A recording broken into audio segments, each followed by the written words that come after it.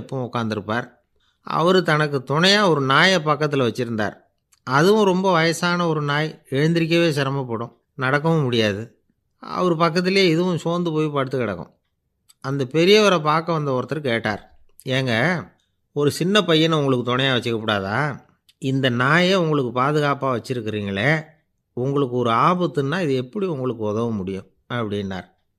அப்போ அவர் சொன்னாராம், எனக்கு ஒரு ஆபத்துன்னா அந்த சமயத்தில் இந்த நாய் என்னை தனியாக விட்டுட்டு ஓடி போயிடாமல் இருக்கணும்ல, அதுக்காக தான் இதை நான் வச்சுருக்கிறேன் அப்படின்னாராம். நம்மளில் சில பேர் ரொம்ப தைரியமாக இருப்பாங்க. நாம் கூட சொல்கிறது உண்டு, அந்த ஆளுகிட்ட வர்றதுக்கு எமன் கூட பயப்படுவான் அப்படின்னு சொல்கிறது உண்டு. தைரியசாலிகளை நெருங்கிறதுக்கு எமன் பயப்படுவான் அப்படின்னு சொல்கிறது உண்மை தான். அது பொய் இல்லை. மன வலிமை இருக்குது பாருங்கள், அது மனுஷனை காப்பாற்றும். இது மருத்துவ ரீதியான உண்மை. உடல் கோளாறுகள் மன ஆரோக்கியத்தை பாதிக்கும். மன எழுச்சி, மன போராட்டம் இதெல்லாம் உடல் இயக்கத்தில் மாறுதலை உண்டாக்குது. சில வகையான நோய்களுக்கும் மனசுக்கும் இருக்கிற சம்பந்தம் என்னங்கிறத பற்றியெல்லாம் இப்போ ஆராய்ச்சி பண்ணுறாங்க. ஆஸ்மா, மூட்டு வலி, பெருங்குடல் அழற்சி, உயர் இரத்த அழுத்தம், சோரியாசிஸுங்கிற தோல் வியாதி, வயிற்று புண்ணு, இந்த தைராய்டு நச்சுத்தன்மை, இது மாதிரி நோய்களை உண்டாக்குறதுல மனசோட பங்கு என்னங்கிறத பற்றியெல்லாம் ஆய்வு பண்ணி பார்த்துருக்குறாங்க. எதுக்கு எடுத்தாலும் சோர்ந்து போகிறது, தோண்டு போகிறது, இப்படிப்பட்ட மனவாகு, அதோட யாரும் நமக்கு உதவ முடியாது அப்படிங்கிற மனோபாவம், கைவிடப்பட்ட மனநிலைமை, இதெல்லாம் நோயோட தீவிரத்தை ரொம்ப அதிகரிக்க செய்யுதான்.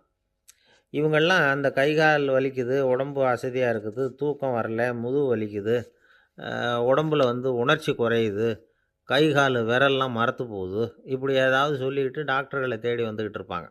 நெஞ்சு வலி யாருக்கு வருது தெரியுமா? பதற்றம், போட்டி மனப்பான்மை, அளவுக்கு அதிகமான வேகம், துடிப்பு, பேராசை, இதுலேயும் கட்டுப்பாடு, நேரம் தவறாமை, அப்புறம் இதெல்லாம் உள்ள மனவாக உள்ளவங்க இருக்கிறாங்கல்ல, அவங்க பெரும்பாலும் நெஞ்சு வலிக்கு ஆளாயிடுறாங்களாம். ஃப்ரீட்மேன் அப்படிங்கிறவர் நிறைய ஆராய்ச்சியெல்லாம் பண்ணி பார்த்துட்டு இதை உறுதிப்படுத்தியிருக்கிறார். அவர் பண்ணின ஆராய்ச்சியில் என்னெல்லாம் தெரிய வந்தது தெரியுமா? பொறுப்பு அதிகம் உள்ளவங்களுக்கு கண்டிப்பாக இரத்த அழுத்தம் வரும், அதிகமாக இருக்குமா. அதே மாதிரி கண்டிப்பாக இருக்கிறாங்கல்ல, அவங்களுக்கும் இரத்த அழுத்தம் அதிகரிக்குமா. இரத்த அழுத்தம் தனக்கு அதிகமாக இருக்குங்கிறத தெரிஞ்சுக்கிட்டவங்க தலைவலி, மயக்கம், இந்த தலை சுத்தல், அசதி, இது மாதிரியான உணர்வுகளை அவங்களுக்கு வந்துடும், அது மாதிரி உணர்வு. ஆனால் உண்மை என்ன தெரியுமா? இதெல்லாம் இரத்த அழுத்தத்தினால இல்லை. இரத்த அழுத்தம் கட்டுப்பாட்டுக்குள்ளே இருந்தால் கூட இவங்க இப்படி நினைக்கிறாங்களாம். இதுக்கு காரணம் மனசு தான் அப்படிங்கிறார் அவர். சில பேர் எப்படி தெரியுமா? ஒருத்தர் மாரடைப்பால் இறந்து போனார் அப்படின்னு கேள்விப்பட்டால் போதும், இறந்து போகிறதுக்கு காரணம் இதயம்தான் அப்படிங்கிற பீதியால், இதய தளர்ச்சி அப்படிங்கிற மனநோயால் பாதிக்கப்படுறார். இவங்கெல்லாம் அடிக்கடி தங்களுடைய இதய பகுதியை தொட்டு பார்த்துக்குவாங்க, நாடியை பிடிச்சி பார்த்துக்குவாங்க, அடிக்கடி மூச்சை உள்ளுக்கு இழுத்து வெளியில் விட்டு வலி வருதா அப்படின்னு பார்த்துக்கிட்டு இருப்பாங்க. வேறு எங்கேயாவது வலிச்சா கூட நெஞ்சை வலிக்குதா அப்படின்னு பார்ப்பாங்க. நெஞ்சு வலிக்குதுன்னு கூட சில பேர் சொல்ல ஆரம்பிச்சிருவாங்க. ஆஸ்மாவுக்கும் மனசுக்கும் சம்பந்தம் உண்டு. தீர்வு காண முடியாத மன போராட்டங்கள் எல்லாத்துக்கும் அடுத்தவங்களையே சார்ந்து இருக்கிற மனநிலை, இதெல்லாம் ஆஸ்மாவினுடைய தீவிரத்தை அதிகப்படுத்திடும். பயம், இது எப்படின்னா என்ன நடக்குமோங்கிற பதற்ற நிலை, அப்புறம் இந்த பயம், இதெல்லாம் சுவாசித்தலை அதிகரிக்க செய்யுது இல்லையா? இதனால் இரத்தத்தின் காரத்தன்மை அதிகமாகி நோயின் தீவிரமும் அதிகமாகுது. மன போராட்டம், மனக்கவலை, மன இறுக்கம், இதெல்லாம் தோல் வியாதியை தூண்டி விடுதான். இது மாதிரி இன்னும் எவ்வளவோ இருக்குது. அதனால் இன்றைக்கி நமக்கு தேவை என்னென்னா மன வலிமை, மலர்ந்த முகம், இது ரெண்டும் இருந்துட்டுதுன்னா பலவிதமான நோய்கள் நம்மக்கிட்ட நெருங்கி வராது. டாக்டர், என்ன நெருங்காமல் இருக்கிறதுக்கு நான் ஒரு காரியம் பண்ணுறேன் அப்படின்னார் ஒருத்தர். அவர் என்ன அர்த்தத்தில் சொன்னார்னா, டாக்டர் அவரை நெருங்காமல் இருக்கிறதுக்கு அவர் ஒரு காரியம் பண்ணுறாராம். நண்பர்கிட்ட சொன்னார். நண்பர் கேட்டார், அது என்ன காரியம் பண்ணுற அப்படின்னு கேட்டார். தினம் ஒரு ஆப்பிள் பழம் சாப்பிட்றேன்னார் அவர். ஏன்னா ஆங்கிலத்தில் ஒரு பழமொழி சொல்லுவாங்கள்ல, an apple a day keeps doctor away அப்படிம்பாங்க. ஒரு ஆப்பிள் பழம் சாப்பிட்டா டாக்டர் விலகியே இருப்பார், டாக்டர்கிட்ட போக வேண்டிய அவசியம் இருக்காது அப்படிங்கிறதுக்காக அந்த பழமொழி சொல்கிறது. என்ன நான் யாருமே நெருங்காமல் இருக்கிறதுக்கு நான் ஒரு காரியம் பண்ணுறேன்னார் இன்னொருத்தர். டாக்டர் நெருங்காமல் இருக்கிறதுக்கு ஆப்பிள் பழம் சாப்பிட்றேன்னார் அவர். என்னை யாருமே நெருங்காமல் இருக்கிறதுக்கு நான் ஒரு காரியம் பண்ணுறேன்னார் இன்னொருத்தர். அது என்னன்னு கேட்டோம். தினம் ஒரு பூண்டு சாப்பிட்றேன்னார். ஏ கார்லிக் எ டே கீப்ஸ் எவ்ரிபடி அவே அப்படின்னு அதுக்கு ஒரு புது விளக்கமும் கொடுத்தார். காசி மாநகரத்தை பிரம்மதத்தன் அப்படிங்கிற ராஜா ஆட்சி பண்ணிட்டு வந்தார். அவர் ஒவ்வொரு வருஷமும் ஒரு திருவிழா நடத்துறது வழக்கம். எல்லா தேசத்திலிருந்தும் எல்லா வகையான ஜனங்களும் அதில் வந்து கலந்துக்குவாங்க. ஒரு சமயம் அது மாதிரி விழா நடந்துக்கிட்டு இருந்தது. வைகுண்டத்திலேருந்து தேவலோகத்திலேருந்து நிறைய தேவகுமாரர்கள்லாம் காசி நகருக்கு அப்போது வந்திருந்தாங்க. அதில் முக்கியமாக ஒரு 4 தேவகுமாரர்கள். அந்த 4 பேரையும் சுற்றி ஏகப்பட்ட கூட்டம். அப்படி என்ன விசேஷம் அவங்கக்கிட்ட அப்படின்னா, மற்றவங்கள விட அவங்க முகம் அழகாக இருந்ததா அப்படி பார்த்தா அப்படியும் இல்லை. அவங்க அணிஞ்சிருந்த மலர் மாலைகள் தான் அதுக்கு காரணமாக. அந்த மலர்கள்லேருந்து அப்படி ஒரு அபூர்வமான நறுமணம். இதுக்கு முன்னாடி இப்படி ஒரு நறுமணத்தை அந்த ஊர் ஜனங்க அனுபவிச்சதே இல்லை. அதுதான் அந்த 4 பேரையும் சுற்றி கூட்டம். எல்லாரும் கேள்வி கேட்க ஆரம்பித்தாங்க. உடனே அந்த 4 தேவகுமாரர்களும் எல்லாருக்கும் தெரியும்படியாக வானத்தில் எழும்பி கொஞ்சம் உயரமாக நின்றுக்கிட்டாங்க. கீழே நின்றுக்கிட்டு இருந்த அரசன்லேருந்து ஆண்டி வரைக்கும் ஒருத்தர் பாக்கி இல்லாமல் ஒரே குரலில் எல்லாரும் அவங்கள பார்த்து, எங்களுக்கும் இது மாதிரி மாலையை போட்டுக்கணும்னு ஆசையாக இருக்குது, அதுக்கு நீங்கள் தான் அருள் பண்ணணும் அப்படின்னு கேட்டுக்கிட்டாங்க. மாலை போட்டுக்கிறதுனா எல்லாருக்கும் ஆசையாக தானே இருக்கும். அந்த 4 தேவகுமாரர்களில் ஒருத்தர் புத்தர் பிரான். அவர் சொன்னார், பூலோகவாசிகளே, நான் சொல்கிறத கொஞ்சம் பொறுமையாக கேளுங்க. கக்காரு அப்படிங்கிற கற்பக விருட்சத்தின் மலர்களால் தொடுக்கப்பட்டது இந்த மாலை. இதுக்கு நிறைய சக்தி உண்டு. எந்த காலமும் இது வாடாது, வாசனையும் குறையாது. ஆனால் இதை அணிந்து கொள்கிறதுக்கு சில தகுதிகள் தேவை அப்படின்னார். என்ன தகுதி அது சொல்லுங்களேன் அப்படின்னு ஏக காலத்தில் எல்லாரும் சத்தம் போட்டாங்க. தீய இயல்புகள் உள்ளவங்க, இழிந்த சிந்தனை, இழிந்த செயல் உள்ளவங்க இந்த மாலையை அணிய முடியாது அப்படின்னார். அவ்வளோதான். கூட்டத்தில் சத்தம் போட்டவங்கள்லாம் மெதுவாக அப்படி அடங்க ஆரம்பிச்சிட்டாங்க. இன்னொரு தேவகுமாரன் சொன்னார், அடுத்தவங்க பொருளை அபகரிக்காதவன், அடுத்தவங்களுக்கு கெடுதல் பண்ணக்கூடிய பொய் பேசாதவன், பேராசையினால் கெட்ட வழியில் பொருள் ஈட்ட நினைக்காதவன் இந்த மாலையை போட்டுக்கலாம் அப்படின்னார். கூட்டத்திலேருந்து யாரும் முன்னுக்கு வரல. ஒரே ஒரு ராஜகுரு மட்டும் கொஞ்சம் முன்னாடி வந்தார். பெரியவர், படித்தவர் அவர். எனக்கு தகுதி இருக்குது அந்த மாலையை போட்டுக்கிறதுக்கு அப்படின்னார். வேறு ஒன்றும் இல்லை, பொய் சொல்லியாவது அந்த மாலையை வாங்கிக்குவோமே அப்படின்னு முடிவு பண்ணிட்டார் அவர். அவ்வளோதான், மாலையை வாங்கிட்டார். அடுத்த தேவகுமாரன் பேசினார். யாருக்கு திடமான அறிவும் மனமும் இருக்குதோ, யாருக்கு நல்ல காரியங்களில் அசையாத ஈடுபாடு இருக்குதோ, நல்ல அரிய பொருள்களை தனியாக தான் மட்டும் அனுபவிக்க விரும்பாதவர் யாரோ அவர் முன்னாடி வந்து இந்த மாலையை வாங்கிக்கலாம் அப்படின்னார். அந்த தகுதியும் எனக்கு இருக்குன்னார் ராஜகுரு. மாலையை வாங்கி போட்டுக்கிட்டார். இன்னொரு ராஜகுமாரன் பேச ஆரம்பித்தார். அறநெறியில் செல்வம் சேர்க்கணும், ஆடம்பர பொருள்களுக்கு அடிமையாகக்கூடாது, வெற்றி அடைஞ்சாலும் கர்வம் வரக்கூடாது, அப்படிப்பட்டவங்க இந்த மாலையை போட்டுக்கலாம்னார். துணிஞ்சு பொய் சொல்லி அதையும் வாங்கி கழுத்தில் போட்டுக்கிட்டார் இந்த ராஜகுரு. இன்னொரு ராஜகுமாரன் சொன்னார், சான்றோர்களை நிந்திக்காதவங்க, புறம் பேசாதவங்க இந்த மாலையை போட்டுக்கலாம்னார். அதையும் வாங்கி போட்டுக்கிட்டார். திருவிழா முடிஞ்சுது, எல்லோரும் திரும்பி போயிட்டாங்க. மறுநாள் ராஜகுரு 4 மாலைகளையும் போட்டுக்கிட்டு ராஜசபைக்கு வரார். வந்தவர் ரொம்ப அவஸ்தையோடு வர்றார். மாலையெல்லாம் வாடி போயிட்டுது, வாசனை எதுவும் கிடையாது. அது மட்டும் இல்லை, அவருக்கு கடுமையான தலைவலி வேறு வந்துட்டுது. துடிச்சு போயிட்டார். மாலையை கழட்டவும் முடியல. ஜனங்கள்லாம் அவரை பார்த்து சிரிக்க ஆரம்பிச்சிட்டாங்க. என்னத்துக்கு ஆசைப்படணும், ஏன் இப்படி கஷ்டப்படணும் அப்படின்னு. ராஜா பார்த்தார். மறுபடியும் விழாவுக்கு ஏற்பாடு பண்ணினார். தேவகுமாரர்கள்லாம் வந்தாங்க. ராஜகுரு வந்தார். மக்கள் முன்னிலையில் அவங்க காலில் விழுந்தார், மன்னிப்பு கேட்டுக்கிட்டார். இந்த மாலையை போட்டுக்கிற தகுதி எனக்கு இல்லை.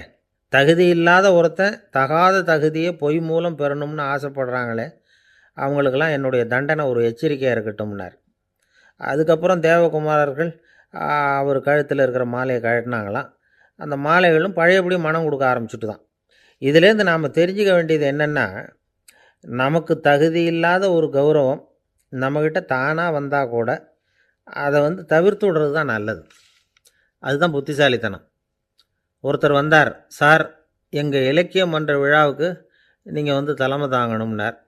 உடனே இவர் சொன்னார், பேச்சாளர், சார் இலக்கியத்தை பற்றி பேசுகிற தகுதி எனக்கு இல்லையே அப்படின்னார். உடனே அவர் கூப்பிட வந்தவர் சொன்னார், அந்த தகுதி உங்களுக்கு இல்லைங்கிறது எங்களுக்கும் தெரியும் சார், அதனால தான் உங்களை தலைமை தாங்க கூப்பிடுறேன் அப்படின்னார்.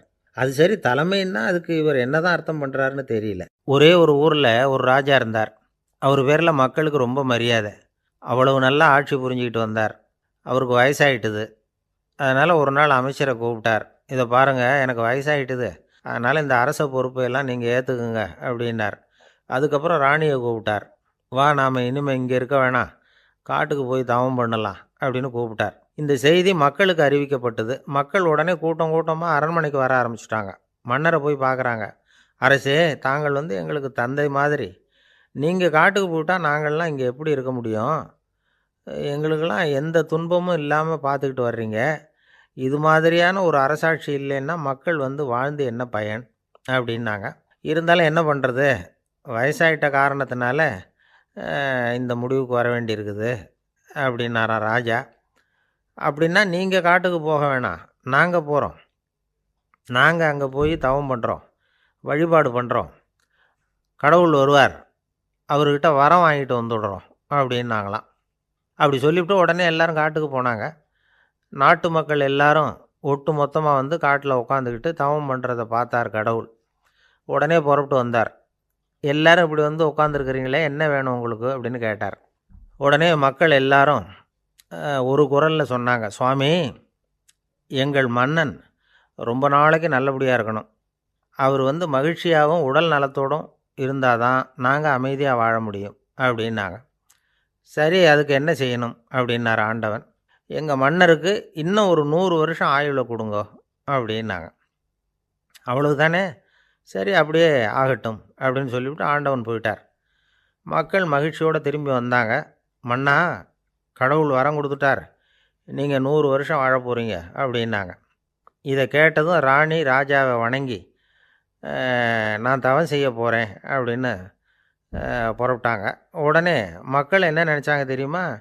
ஐயோ, நாம் ராஜாவுக்கு மட்டும்தானே நீண்ட ஆயுள் வேணும்னு வரம் வாங்கினோம், ராணிக்கு வாங்கலையே, அதுதான் கோபத்தில் புறப்பட்டாங்க போல இருக்கு அப்படின்னு நினச்சி வருத்தப்பட்டாங்க.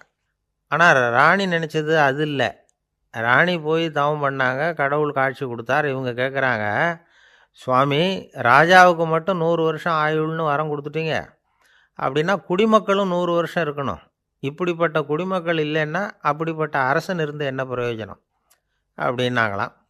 ஆண்டவன் பார்த்தார். சரி, அவங்களும் 100 வருஷம் வாழ்வாங்க, அது மட்டும் இல்லை, நீயும் 100 ஆண்டு காலம் வாழ வரமளிக்கிறேன் அப்படின்னு சொல்லிவிட்டு மறைஞ்சிட்டார். இதில் ஆண்டவன் வர்றதும் மறையிறதும் முக்கியம் இல்லை. இதில் கவனிக்க வேண்டியது ஆள்கிறவனின் விசால மனம், குடிமக்களின் விசால மனம், ஆள்கிறவன் மனைவியினுடைய விசால மனம். இப்படி ஒரு நாடு இருந்துட்டுதுன்னா எப்படி இருக்கும் வாழ்க்கை, நினச்சி பாருங்கள். அதனால தான் பெரியவங்கள்லாம் சொல்கிறாங்க, இதய வாசல் திறந்தே இருக்கணும், இதயத்தின் கதவுகளை மூடாதீங்க அப்படின்னு சொல்லுவாங்க. என்கிட்ட ஒருத்தர் சொன்னார், என்னுடைய இதய வாசல் எப்பவும் திறந்தே தான் இருக்குதுன்னார். எதனால் அப்படி சொல்கிறீங்க அப்படின்னு கேட்டோம்.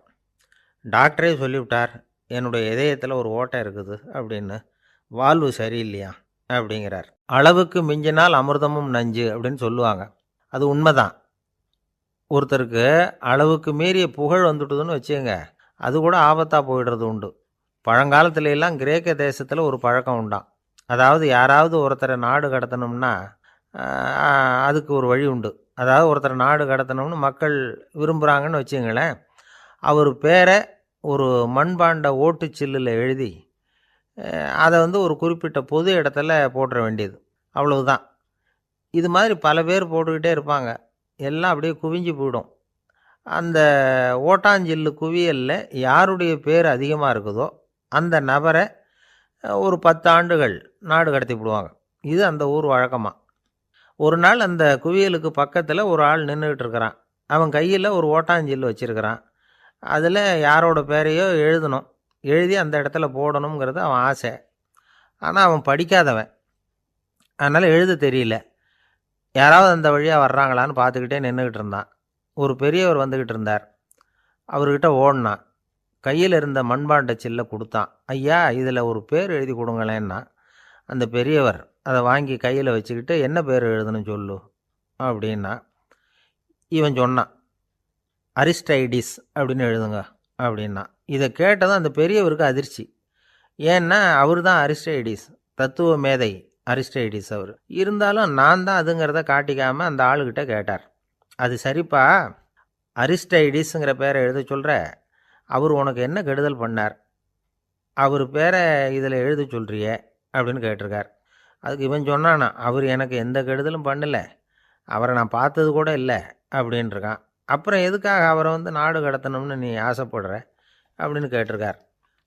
இப்போ அந்த ஆள் சொல்கிறான், அரிஸ்டைடஸை பற்றி எல்லாரும் பேசுகிறாங்க, அவர் ரொம்ப நல்லவர், அவர் ஒரு பெரிய அறிவாளிங்கிறாங்க, அவர் ஒரு பெரிய வள்ளல், பேரறிஞர், இப்படி எல்லாரும் சொல்கிறத கேட்டு கேட்டு எனக்கு ரொம்ப அலுத்து போயிட்டுது, அதனால தான் வெறுப்பாயிட்டேன் அப்படின்னு நானும். இதிலேருந்து என்ன தெரியுது? நாம் நல்லவனாக இருக்கிறதுல ஒன்றும் இடைஞ்சல் இல்லை. ஆனால் நம்மளை நல்லவன் நல்லவன் எல்லாரும் சொல்ல ஆரம்பிச்சிட்டாங்கன்னு வச்சுக்கோங்க, அப்போ இடைஞ்சல் ஆரம்பம்னு அர்த்தம். எதுவுமே அளவுக்கு மிஞ்சி போகாமல் பார்த்துக்க வேண்டியது ரொம்ப அவசியம்.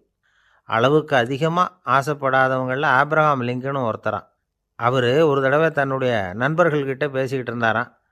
ஒருத்தர் கேட்டிருக்கார், ஒரு மனுஷனுக்கு கால்கள் எவ்வளோ உயரம் இருக்கணும் அப்படின்னு கேட்டாராம். இதுக்கு ஆப்ரஹாம் லிங்கன் சொன்னாராம், அது என்ன, இடுப்புலேருந்து தரையை தொடுற அளவுக்கு உயரம் இருந்தால் போதும் அப்படின்னாராம். ஒரு ஜென் துறவி, அவருக்கு ரொம்ப வயசாகிட்டுது, கடைசி காலம், நண்பர்களெல்லாம் கூப்பிட்டார்.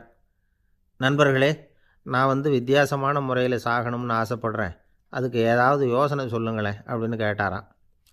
நண்பர்கள் சிரித்தாங்க. என்ன பேச்சு பேசுகிறீங்க, சாவறதுங்கிறது என்ன விளையாட்டு கத்தனமான காரியமா அப்படின்னு கேட்டிருக்காங்க. அந்த துறவி கொஞ்ச நேரம் யோசனை பண்ணார். அப்புறம் கேட்டாராம், இது வரைக்கும் யாராவது நடந்துக்கிட்டே இறந்துருக்குறாங்களா அப்படின்னாராம். எல்லாரும் இல்லைன்னாங்களாம். ஒருத்தர் மட்டும் சொல்லியிருக்கார், அப்படியும் ஒருத்தர் இறந்துருக்கிறதாக ஒரு கதையில் படிச்சிருக்கிறேன், ஒரு ஞானியால் தான் அப்படியெல்லாம் செய்ய முடியும் அப்படின்னு அவர் சொன்னாராம். சரி, அப்படின்னா அந்த முறை நமக்கு வேணாம், நின்றுக்கிட்டே யாராவது உயிரை விட்டுருக்காங்களா அப்படின்னு விசாரித்தாராம். அப்படியும் ஒருத்தர் இறந்துருக்கிறார் அப்படின்னாங்களாம். மறுபடியும் அந்த துறவி யோசனை பண்ணியிருக்கிறார், ஏதாவது வித்தியாசமான முறையில் நாம் போகணும் அப்படிங்கிறது அவருடைய விருப்பம். மனிதன் எப்படி வாழ்கிறானோ அப்படி இறப்பது தான் நல்லது. சரி, யாராவது தலைகீழாக யோகம் செய்யும் நிலையில் இறந்துருக்கிறாங்களா அப்படின்னு விசாரித்தாராம். நண்பர்கள் சிரித்தாங்க. தலைகீழாக நின்னபடி இறந்ததாக நாங்கள் கேள்விப்பட்டதே இல்லை, அது முடியாத காரியம் அப்படின்ட்டுருக்காங்க. இப்போ அந்த துறவிக்கு திடீர்னு உற்சாகம் வந்துட்டுது. உடனே எழுந்திரிச்சார், தலைகீழாக நின்னார், அப்படியே உயிரை விட்டுட்டார்.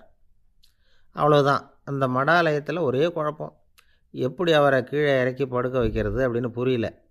இப்படி உயிர் விடுறதை பற்றி அவங்க இது வரைக்கும் கேள்விப்பட்டதும் இல்லை.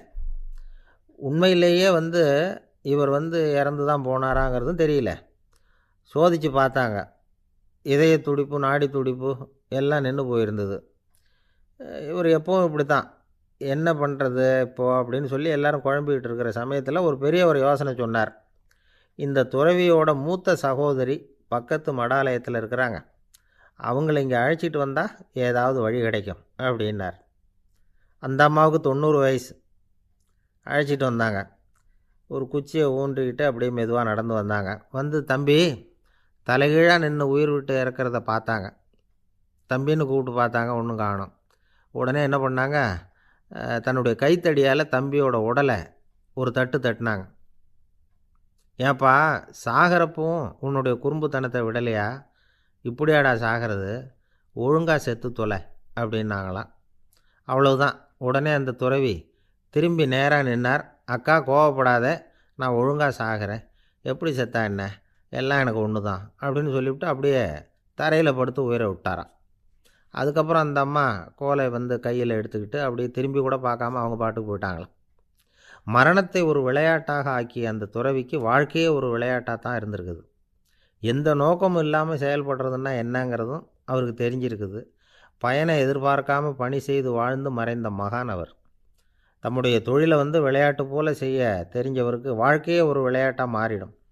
எல்லாமே விளையாட்டாகி விடுகிற போது மரணமும் விளையாட்டாகிவிடும் அப்படிங்கிறது தான் அந்த தத்துவம். ஆனால் அதுக்கு முன்னாடி உங்களுக்குள்ளே இருக்கிற உண்மையான நடிகனை நீங்கள் அடையாளம் கண்டுபிடிக்கணும். நீங்கள் நடிக்க வேண்டியதே இல்லை, நீங்கள் ஏற்கனவே நடிச்சுக்கிட்டு தான் இருக்கிறீங்க. நீங்கள் இந்த உண்மையை தெரிஞ்சுக்கணும், அவ்வளவுதான். இதுதான் ஞானிகளுடைய கருத்து. நீங்கள் தெருவில் நடந்து போயிட்டுருக்கிறீங்க, எதிரில் வர்றவர் உங்களை பார்த்து எப்படி இருக்கிறீங்கன்னு கேட்குறார். நல்லா இருக்கிறேங்கிறீங்க. உண்மையிலேயே நாம் நல்லா இருக்க மாட்டோம். ஏதாவது உடம்புல கோளாறு இருக்கும். ஆனால் அப்படி சொல்லுவோம், நல்லா இருக்கிறேன் அப்படின்னு. அது நடிப்பு தானே. உங்களை சந்தித்ததில் ரொம்ப மகிழ்ச்சி அப்படின்னு சொல்கிறோம். உடனே கொஞ்சம் நிதானமாக யோசித்து பாருங்கள், உண்மையிலேயே உங்கள் மனசு மகிழ்ச்சி அடைஞ்சுட்டுதா? அது நடிப்பு தானே. வாழ்க்கையை சரியாக புரிஞ்சுக்கிட்டால் எல்லாமே நடிப்புங்கிறது புரியும். கல்யாண பத்திரிக்கை அனுப்பியிருந்தேனே, ஏன்டா வரலன்னு கேட்டானா ஒருத்தன். வந்திருந்தேனே அப்படின்னானா இவன். டேய், ஏன்டா போய் சொல்கிற, நான் பத்திரிக்கையே உனக்கு அனுப்பலையே அப்படின்ட்டுருக்கான் அவன். அதுக்கு இவன் சொன்னானா, பத்திரிக்கை அனுப்புனேன்னு நீ போய் சொல்கிறப்போ கல்யாணத்துக்கு வந்தேன்னு நான் போய் சொல்லக்கூடாதா அப்படின்னானா. ஒரு பெரிய பியானோ கலைஞர் வியன்னாவில் இருந்தார். ரொம்ப புகழ்பெற்ற இசை கலைஞர் அவர். இங்கிலாந்து மகாராணி விக்டோரியா அவருடைய சங்கீதத்தை கேட்கணும்னு ஆசைப்பட்டாங்க. அவரை அரண்மனைக்கு கூப்பிட்டாங்களாம். பியானோ வாசிக்க சொல்லி கேட்டாங்களாம். இவரும் ரொம்ப பிரமாதமாக வாசித்து காட்டியிருக்கார். உடனே பாராட்டி பரிசுகள்லாம் கொடுத்து அனுப்புனாங்களாம். அந்த இசையை கேட்குறதுல அரசிக்கு ரொம்பவும் ஆர்வம் உண்டு. அதனால் அதுக்கப்புறமும் அந்த கலைஞர் அடிக்கடி அரண்மனைக்கு வர வேண்டிய அவசியம் ஏற்பட்டது. ஏன்னா அரசி கூப்பிட ஆரம்பித்தாங்க. இவர் போகணும், அங்கே இசை நிகழ்ச்சி நடத்தணும். இவர் அங்கே பாடி வாசிக்கிறது உண்டு. ஒரு தடவை மகாராணி அவரை பார்த்து, உங்கள் நாட்டு தேசிய கீதம் பாடுங்களேன் அப்படின்னு கேட்டாங்களாம். உடனே அவர் தன்னுடைய நாடான ஆஸ்திரியாவின் தேசிய கீதத்தை பாடியிருக்கிறார். அவர் பாட ஆரம்பித்த உடனே மகாராணி எழுந்திரிச்சு நின்னாங்களாம். அதுக்கு மரியாதை செலுத்துகிற நோக்கத்தோடு பாட்டு முடிகிற வரைக்கும் அப்படியே நின்றுக்கிட்டு இருந்தாங்களாம். இதுதான் அந்த அரசியினுடைய பெருந்தன்மை. அதாவது நாட்டுப்பற்றுங்கிறது அந்த அளவுக்கு அப்படி இருக்கணும். இப்படி ஒரு அரசியே நம்ம நாட்டு தேசிய கீதத்துக்கு எழுந்திரிச்சு நின்று மரியாதை செலுத்துகிறாங்க அப்படிங்கிறத புரிஞ்சிக்கும் பொழுது அந்த முதிய கலைஞரின் மகிழ்ச்சிக்கு அளவே இல்லையாம். அதுக்கப்புறம் அந்த பியானோ கலைஞர் ஒரு நாள் தன்னுடைய நண்பர் ஒருத்தர்கிட்ட பேசிக்கிட்டு இருந்தாராம். அப்போ சொன்னாராம், மகாராணியார் எனக்கு எவ்வளவோ பரிசுகள்லாம் கொடுத்துருக்குறாங்க. ஒரு தடவை எனக்கு வைரக்கல் பதித்த அணி ஒன்றை கூட பரிசாக கொடுத்தாங்க. ஆனால் அதை விட உயர்ந்த விலை மதிக்க முடியாத அணி என்ன தெரியுமா? நான் என்னுடைய நாட்டு தேசிய கீதத்தை நான் பாடுறப்போ அவங்க எழுந்திரிச்சு நின்று மரியாதை செலுத்தினாங்களே, அதுதான் எனக்கு கிடைச்ச மிகப்பெரிய பரிசு அப்படின்னாராம். எனக்கு தெரிஞ்ச சங்கீத வித்வான் ஒருத்தர் இருக்கார். சமீபத்தில் ஒரு நாள் அவரை பார்த்தேன். எப்படி போயிட்டுருக்கு உங்கள் தொழில் அப்படின்னு கேட்டேன். ரொம்பவும் வித்தியாசமாக போயிட்டுருக்குங்க அப்படின்னார். என்ன சொல்கிறீங்க அப்படின்னேன். முன்னாடியெல்லாம் நான் பாடினா எதிரில் இருக்கிறவங்க தான் எழுந்திரிச்சு போயிட்டு இருந்தாங்க. இப்போ எப்படின்னா நான் பாட ஆரம்பிச்சுட்டா உடனே பக்கவாத்தியக்காரனே எழுந்திரிச்சு போயிடுறான் அப்படின்னார் ரொம்ப வேதனையோட. பொங்கல் திருநாள். பொங்கல் திருநாள்னால் இது ஏதோ அறுவடை திருநாள் அப்படின்னு சொல்லுவோம். அதாவது வருஷம் பூரா நாம் பாடுபட்டு அதனுடைய பலனை அனுபவிக்கிற நாள் அப்படிங்கிறது நாம் சொல்லிகிட்டு இருக்கிறது.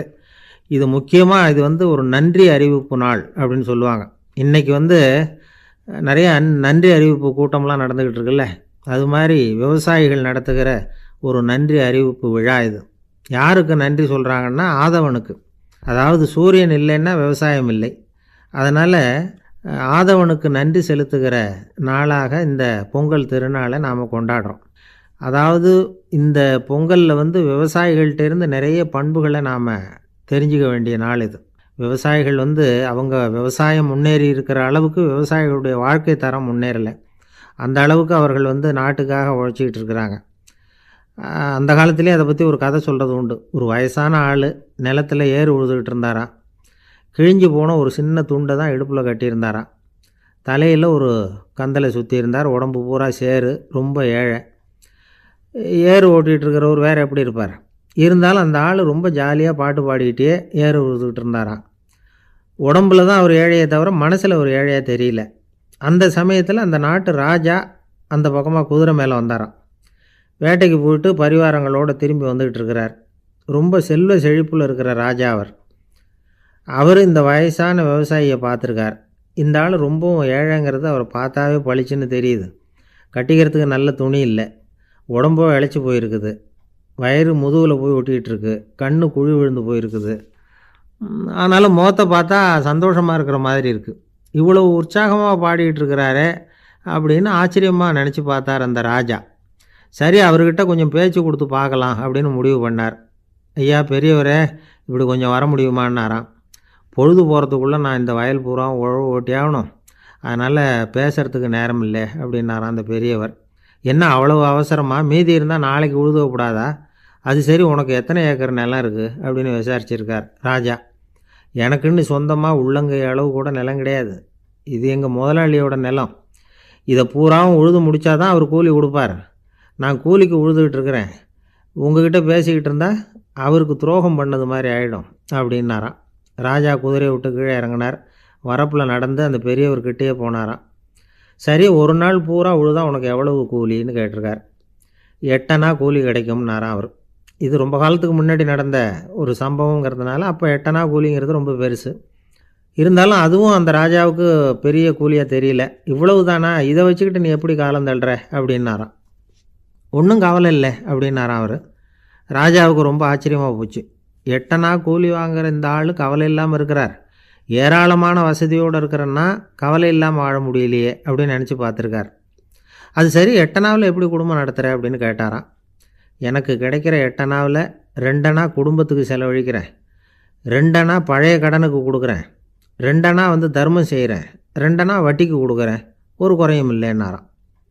ராஜாவுக்கு ஒன்றும் புரியல. எனக்கு ஒன்றும் புரியலேன்னு இருக்கார். ஐயா, எனக்கும் என் மனைவிக்கும் 2 அணா செலவாகுது. வயசான அம்மா அப்பா இருக்கிறாங்க, சின்ன வயசில் என்னை காப்பாற்றினவங்க அவங்க. அந்த கடனுக்கு 2 அணா செலவாகுது, அது பழைய கடன். என் தங்கச்சி ஒருத்தி ஆதரவு இல்லாத நிலைமையில் தன்னுடைய மகனோட என் வீட்டில் இருக்கிறா. அவளுக்கும் அவள் மகனுக்கும் 2 அணா செலவு பண்ணுறேன், அது தர்மம். எனக்கு 2 பிள்ளைங்க இருக்கிறாங்க, அவங்களுக்கு 2 அணா செலவு பண்ணுறேன், அது வட்டிக்கு கொடுக்கறது மாதிரி. பிற்காலத்தில் அவங்க எங்களை காப்பாற்றுவாங்க. அந்த வகையில் நான் திருப்தியோடு வாழ்ந்துக்கிட்டு இருக்கிறேன் அப்படின்னாராம். ராஜாவுக்கு அர்த்தம் புரிய ஆரம்பிச்சுதான். அந்த பெரிய நிலத்தை விலை கொடுத்து வாங்கி அந்த பெரியவருக்கே தானமாக கொடுத்துட்டாராம். இப்போ உழுதவருக்கே நிலம் சொந்தமாயிட்டுது. அன்னையிலேருந்து அரசனுக்கும் ஆறுதல் கிடைச்சிதான். இப்படி ஒரு கதை சொல்லுவாங்க. 8 அணா வருமானத்தை வச்சுக்கிட்டு எப்படி காலத்தை தள்ளுறதுன்னு சொல்கிறதுக்காக இந்த கதையை சொல்கிறதாக யாரும் தப்பாக நினச்சிக்கக்கூடாது. கிடைக்கிறத எப்படி பங்கு போடுறார், எப்படி திருப்தியாக வாழறார் அப்படிங்கிறது தான் முக்கியம். அது மாதிரி இன்றைக்கு இந்த பொங்கல் திருநாளில் உழவர்கள் மனசு மகிழ்ச்சியாக இருந்ததுன்னா அது எல்லாரும் மகிழ்ச்சியாக இருக்கிறது மாதிரி அர்த்தம். அதனால் அவர்கள்ட்டேருந்து நாம் பாடம் கற்றுக்கணும். சில உழவர்கள் தங்கள் நிலத்தில் விளையிறத தாங்கள் சாப்பிட மாட்டாங்க, அடுத்தவங்கள்ட்ட விற்றுட்டு சந்தையில் போய் வேறு அரிசி வாங்கிட்டு தான் இவங்க சாப்பிடுவாங்க. அப்படிப்பட்ட விவசாயிகள்லாம் இது உண்டு. பங்கிடுகிற பண்பை உழவர்கள்ட்டேருந்து கற்றுக்கொள்ளுங்கள் அப்படிம்பாங்க. ஒரு ஆள் நிம்மதியாக மகிழ்ச்சியாக இருந்தானா, உங்கள் நிம்மதிக்கும் மகிழ்ச்சிக்கும் என்ன காரணம்னு கேட்டிருக்கார் இன்னொருத்தர். என்கிட்ட இருந்தது பூராவையும் என் பிள்ளைங்களுக்கு சமமாக பங்கு போட்டு கொடுத்துட்டேன், எனக்குன்னு எதுவுமே வச்சுக்கல, அதுதான் நிம்மதிக்கு காரணம்ன்றிருக்கான். உங்ககிட்ட இருந்தது எவ்வளவு இருந்தது அப்படின்னு கேட்டிருக்காரு அவர். மொத்தமாக ஒரு 50,000 ரூபா இருக்கும் அப்படின்னு இருக்கான். அவ்வளவும் பணமாகவே இருந்ததா அப்படின்னு கேட்டிருக்காங்க இவங்க. இல்லைங்க, அவ்வளவும் கடன், அதை தான் பிரித்து கொடுத்துருக்கேன் பிள்ளைங்கக்கிட்ட அப்படின்னு நானும் அவன். ஐயா, உங்கள் பேரை தொடர்ந்து தினம் கேட்டுக்கிட்டு இருக்கிறேன் அப்படின்னார் ஒருத்தர். தொடர்ந்து கேட்குறீங்களே, உங்களுக்கு காது வலிக்கலையா அப்படின்னு கேட்டோம். பேசுகிற உங்களுக்கே வாய் வலிக்கலை அப்படிங்கிறப்போ கேட்குற எங்களுக்கு எப்படி காது வலிக்கும் அப்படின்னார். நம்ம உடம்புல ஒரு அதிசயம் என்ன தெரியுமா? ரொம்ப நேரம் நாம் நடக்கிறோம்னு வச்சுக்கோங்க, கால் வலிக்கும். ரொம்ப நேரம் வேலை செஞ்சால் கை வலிக்கும், உடம்பு வலிக்கும். ரொம்ப நேரம் பார்த்துக்கிட்டே இருந்தால் கண்ணு வலிக்கும். ரொம்ப நேரம் பேசிக்கிட்டே இருந்தால் வாய் கூட வலிக்கும். ஆனால் ரொம்ப நேரம் கேட்டுக்கிட்டே இருக்கிறதுனால காது வலிக்கிறது இல்லை. அதனால் கேட்குறதுக்கு முக்கியத்துவம் கொடுத்தாங்க நம்ம பெரியவங்க. திருவள்ளுவர் தேவையில்லாமல் வார்த்தைகளை உபயோகப்படுத்த மாட்டார். ஒரு திருக்குறள்னு எடுத்துக்கிட்டாவே அதில் மொத்தம் 7 வார்த்தைகள், அவ்வளவுதான். அப்படி 7 வார்த்தைகள் மட்டுமே உள்ள ஒரு திருக்குறளில் வள்ளுவர் ஒரே வார்த்தையை 5 தடவை உபயோகப்படுத்தியிருக்கிறார், திரும்ப திரும்ப பயன்படுத்தியிருக்கிறார். அப்படின்னா அதை எந்த அளவுக்கு வலியுறுத்தி சொல்கிறார் அப்படிங்கிறத நாம் புரிஞ்சுக்கணும். அது என்ன குறள்? செல்வத்துள் செல்வம் செவிச்செல்வம், அச்செல்வம் செல்வத்துள் எல்லாம் தலை. செவிச்செல்வம்ங்கிறது அவ்வளவு முக்கியமானது. கற்றலின் கேட்டல் நன்று. அதிகம் கேட்கணுங்கிறதுக்காகத்தான் எவ்வளவு கேட்டாலும் காது வலிக்கிறதில்ல. குறைச்சலாக பேசணும், அதிகமாக கேட்கணும். இன்னொரு விஷயம் கவனிங்க. நம்ம உடம்பில் கண்ணுக்கு மூடி இருக்குது, எதையாவது நாம் பார்க்க விரும்பலைன்னா உடனே கண்ணை மூடிக்கலாம். நம்ம வாய்க்கு மூடி இருக்குது, பேச விருப்பம் இல்லையா, வாயை மூடிக்கலாம். மூக்குக்கு கூட மூடிக்கிற வசதி இருக்குது, எதையாவது முகர விருப்பம் இல்லையா, மூச்சை அடக்கிக்கலாம். ஆனால் பாருங்கள், காதுக்கு மூடி கிடையாது, அதை கையால் தான் மூட முடியும்.